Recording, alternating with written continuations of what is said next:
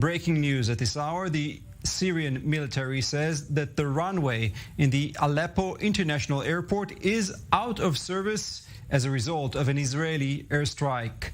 Alleged Israeli airstrikes this evening targeted both the Aleppo and Deir ez-Zor airports in northern Syria. The military added that the strike included a number of missiles launched from sea west of Latakia, which led to material damage to the Aleppo airport. For more on this developing story, I'm joined in studio by Ariel Osran, I24 News Middle East correspondent. Ariel, so much happening in Syria at this hour. What's the latest?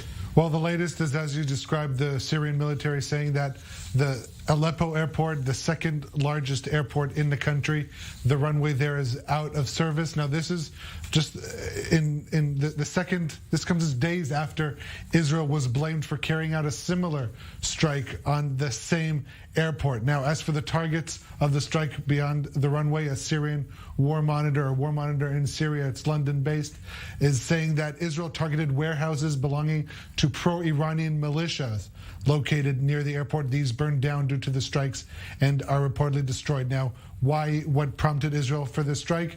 According to Al Arabiya, citing sources, they're saying that Israel's strikes tonight came in response to Iran renewing its cargo flights to Aleppo after its previous strike incapacitated the runway just for a day or two. And so if we're looking in recent weeks, Israel is stepping up, according to reports, its attacks on Syrian airports, targeting weapon shipments and military positions. The Aleppo airport appears to be joining its brother in Damascus, which has so far been suffering most from these alleged strikes. Yeah, and Ariel, we spoke just earlier about the reports that Iran is suspending the activity of its militias in Syria. Connect the dots for us here.